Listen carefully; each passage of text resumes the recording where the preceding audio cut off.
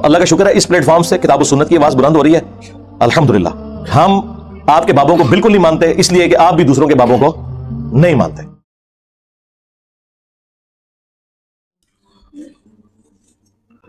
علی بھائی، کیا انبیاء کرام کو تمام انسانوں یعنی حضرت آدم سے لے کر قیامت سے پہلے آخری آنے والے مسلمانوں میں سب سے زیادہ تکلیفیں آتی ہیں جو حدیث نمبر 4023 میں آیا ہے؟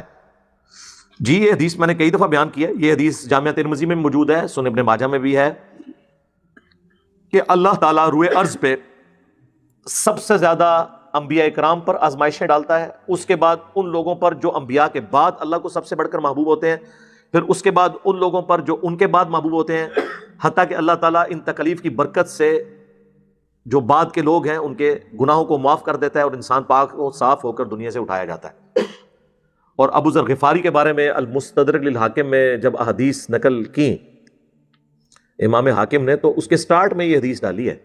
چونکہ ابو ذر غفاری کی زندگی آپ سمجھ لیں ایک غموں کا سمندر ہے، تو اس کے آغاز میں انہوں نے ڈالا تاکہ کوئی شخص ان پہ ترس نہ کھانا شروع کر دے، بلکہ اس سے موٹیویشن لے کہ انہوں نے اگر یہ تکلیفیں کاٹی ہیں تو اس لیے کہ وہ انبیاء کے بعد اللہ کو سب سے بڑھ کر محبوب تھے. تو یہ بات تو ٹھیک ہے.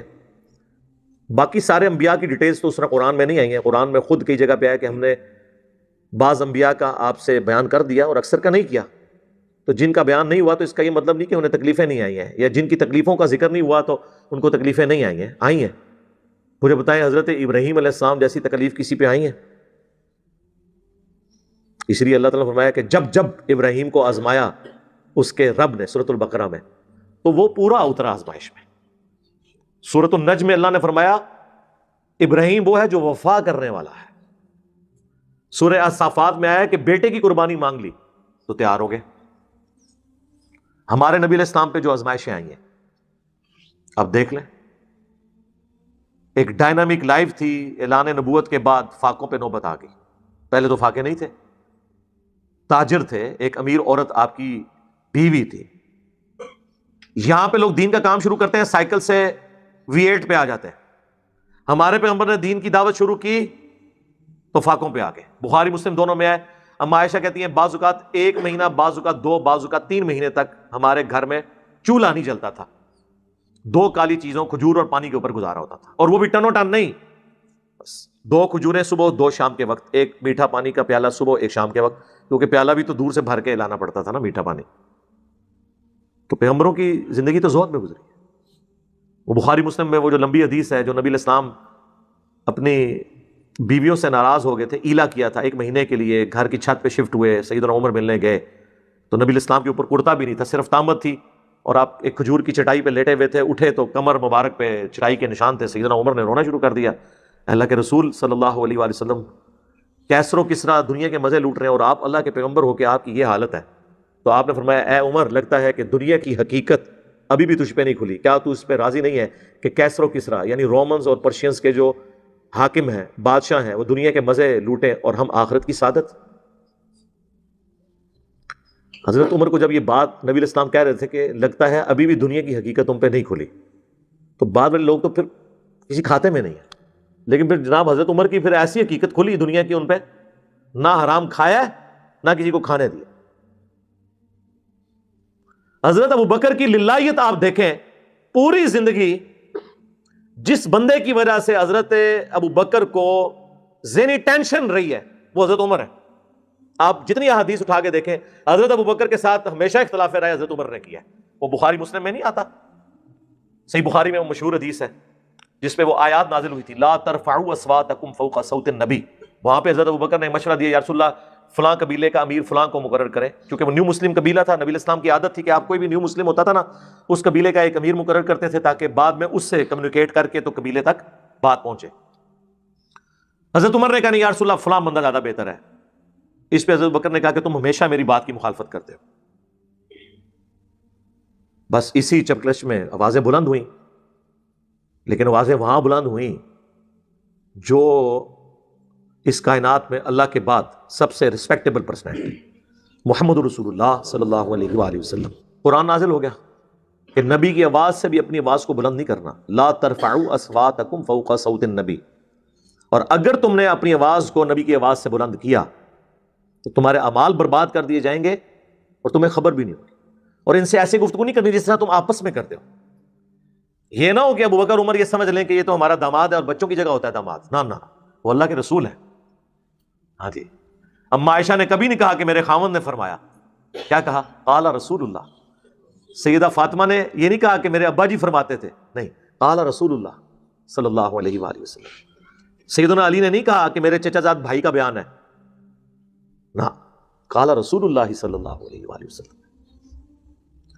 بخاری کے الفاظ ہیں، عبداللہ ابن زبیر کہتے ہیں کہ جب یہ آیات نازل ہوئیں تو حضرت عمر حضور سے اتنی آہستہ آواز میں گفتگو کرتے تھے کہ حضور کو سنائی نہیں دیتی تھی. آپ کہتے تھے عمر تھوڑا اونچا بولو، مجھے آواز نہیں آ رہی. اتنا ڈر گئے. پھر اللہ نے ساتھ ہی ڈگری دے دی، ان الذین یغضون اصواتهم عند رسول اللہ، بے شک جو لوگ اپنی آوازوں کو دھیما رکھتے ہیں اللہ کے نبی کے حضور، وہی لوگ ہیں جن کے دلوں کو اللہ نے تقوی کے لیے چن لیا ہے. ان کے لیے مغفرت ہے، اجر عظیم ہے. یہ وہ آیات ہیں جو روضہ شریف پہ آج بھی لکھی ہیں. بلکہ ابھی یہ جو سعودی حکومت نے دوبارہ رینوویٹ کروایا نا، یہ ساری آیات نا روضہ شریف کی جالیوں کے اوپر انہوں نے ساری ترتیب سے لکھ دی. یہ قبر رسول پہ بھی کوئی شخص اپنی آواز کو بلند نہیں کرے گا. تو وہ بات کہاں سے کہاں شروع ہوئی تھی؟ نبی الاسلام کی یہ رسپیکٹ ہے. تو میں وہ بات اس سے شروع کی تھی کہ اتنا کنفلکٹ اپنے دور خلافت میں بھی حضرت عمر ہر جگہ حضرت بکر کے ساتھ اختلاف رائے رکھتے تھے. خالد ابن ولید کے مسئلے پہ بھی کہ یہ اپنی مرضی کرتا ہے، خلیفہ کو نہیں پوچھتا. اور پھر کہتے تھے کہ اگر میں آپ کی جگہ ہوا نا، سب سے پہلے میں اس کو ہٹاؤں گا، چھوڑوں گا نہیں. پھر ہٹا بھی دیا. اور دوسری طرف حضرت ابو بکر کیا کہتے تھے کہ ماؤں نے کوئی شعر پیدا ہی نہیں کیا جو خالد بن ولید جیسا ہو، وہ لاڈلے. لیکن یہ سارے کنفلکٹس کے باوجود ہونا تو یہ چاہیے تھا کہ جب حضرت ابو بکر پہ بیماری آئی تو کسی اور بندے کو تو خلیفہ نامزد کرتے، عمر کو نہ بناتے. ایک بندے کو یار ایک نیگیٹو سائیکالوجی ڈیولپ ہو جاتی ہے کہ تو ہر مسئلے میرا اختلاف کیتا ہے، ہوں میری واری آئی ہے نا تو میں اپنی مرضی کا بندہ نامینیٹ کراں گا. سارے صحابہ سے مشورہ کیا، حضرت عمر سے نہیں کیا. اور اینڈ پہ کہا کہ میں عمر کو نامینیٹ کرتا ہوں.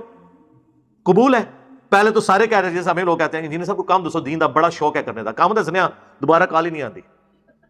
اے جی انگریزی ترجمہ کرنا کرو، اے جی لکھنا ہے لکھو. تو وہ شروع میں جوش چڑھتا ہے. جب حضرت بکر نے نامینیٹ کیا کہ یہ ہے بندہ، کیونکہ یہ مشورے سے ہوا ہے، یہ ڈکٹیٹرشپ نہیں تھی، سارے صحابہ سے، اس وقت قبائل کے سردار سے ہی پوچھا جاتا تھا نا. سارے قبیلوں کے سردار جب کہہ رہے ہیں کہ عمر کو بنا دیں، یہ نہیں کہا، یہ کہا کہ آپ ہمارے خیر خواہ، آپ جس کو بھی بنا دیں. جب بنایا تو پھر چیما گوئی شروع ہو گئی، کیڑا بندہ لاتا ہے ساڑھے تے، بڑا ڈاڈ ہے. پھر حضرت بکر نے کہا کہ ایک طرف تم کہتے ہو میں تمہارا خیر خواہ ہوں، اچھا وہ میرا خیال ہے وہ بھی سوچ رہے ہوں گے کہ عمر کو تو نہیں یہ بنائیں گے. ظاہر ہے ادھر بھی جو مشورے دیتا ہے نا بندے کو بار بار، آپ ہمارے پولیٹیشینس کو بھی دیکھ لیں، جو بندہ ان کی پالیسی سے اختلاف کرتا ہے نا، سب سے پہلے اس کو پوسٹ ہٹاتے ہیں. جدھر موقع ملتا ہے وہ کہتے ہیں یار ان تو سائڈ تے کرنا، یہ تو جان چھوڑاؤ یار، یہ بڑے مشورے دیتا رہتا ہے منو. تو وہ ایکسپیکٹ نہیں کر رہے تھے حضرت عمر کو ہی، اور حضرت عمر سے نہیں پوچھا.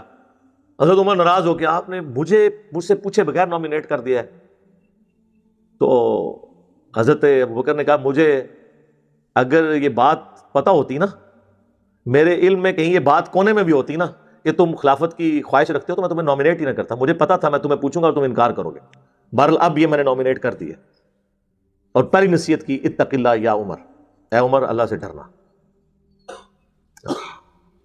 اور ڈرتے ہوئے یہ چیز ذہن میں رکھنا کہ اگر ایک بندہ بھی جنت میں جا رہا ہے تو اللہ کی رحمت سے امید رکھنا کہ وہ تم ہو، اور اگر ایک بندہ بھی جہنم میں جا رہا ہے تو ڈر جانا کہ تم نہ ہو. تو یہ لوگوں میں للہیت تھی. ہم لوگ تو بس اس قسم کی باتیں کرتے ہیں. تکلیفیں جن لوگوں نے اٹھائی ہیں نا جی، ان کے نام آج تک زندہ ہیں. رضی اللہ عنہ انہیں کہتے ہیں، علیہ السلام کہتے ہیں.